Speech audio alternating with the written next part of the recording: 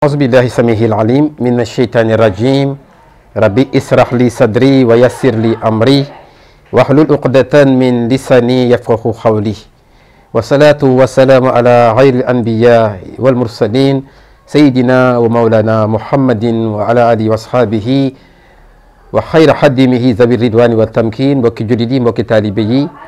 seen mbokku Serigne Babacar Mbaye moo ñëw tey ci chaîne Kay Bakh TV di leen defal benn émission ngir journée de la femme bi ñu nekk ak tamit màggalu ko soxna Jaaratulaay Buso bi ñuy màggal tey ci alxames gi ñu ñëw tey nag di waxtaan ak yéen rek ci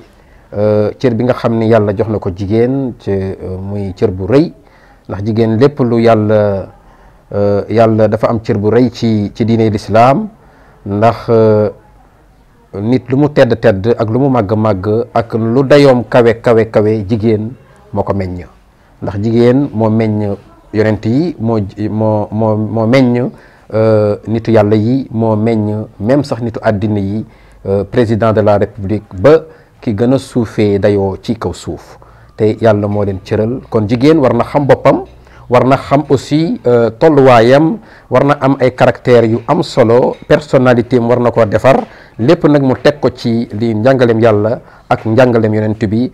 sallallahu alayhi wa sallam teg ko tamit base bi di ci alquran ndax wa ma ataakum rasulu fa xuzu wa ma nahaakum anhu fantahu yàlla moo wax ni li leen yonent bi indil na ngeen ci téye lim leen tere na ngeen ko bàyyi kon jigéen lépp loo xam ne war na koy def rek na koy teg ci diggante alquran ak sunna yonent bi sallallahu alayhi wa sallam maam Jaaratulaay Buso way juru Cheikhul Khadim radiyallahu anha dundam gépp da koo tegoon ci alquran teg ko ci sunna yonent bi teg ko tamit ci njàngalem nit yàlla yu mag yu baax yi nga xam ni ñoo fi jaaroon moo tax ñu demoon ba naan ko Jaaratulaahi ki nga xam ni moo dëkkaaleeg yàlla waaw nekkoon koo xam ni ku jaayanteeg boromam la jaayanteeg yonent bi jaayanteeg tamit sëriñam bu baax ba Maam Mor Anta Sali Mbakke radiyallahu anhu kon képp koo xam ne nag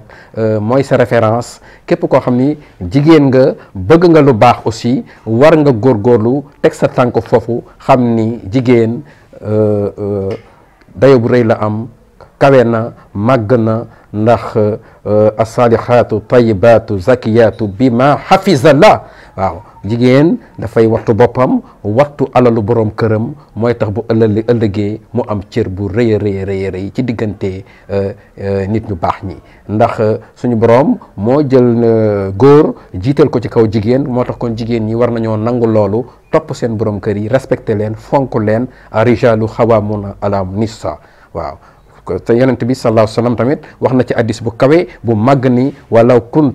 kunta amiran an tasjudu li ahadin la amirtu an tasjudu li zawjiha képp koo xam ni bëgg nga am cër bu rëy war nga nangu waxi yonent boobu sallallahu alayhi wa sallam ndax yàlla moo ni wa ma yantahi anil hawa du waxe bànneexu bakkanam lépp lu mu wax rek suñu borom moo ko digal te moo ni jigéen bu fekkoon am na keneen ku ñu war a sujootal ku dul yàlla nee na jigéen mooy sujootal borom këram kon Cheikh Mbacké ñu ngi leen di ziar bu baax di leen gërëm di leen sant ci seen chaîne bu kawe bii di Kay Bakh TV yàlla na ko yàlla barkeel yokk ko ci daraja yi soxna Jaaratulaay Buso ci darajay Cheikhul Khadim seen mbokk Serigne Babacar Mbaye moo leen defal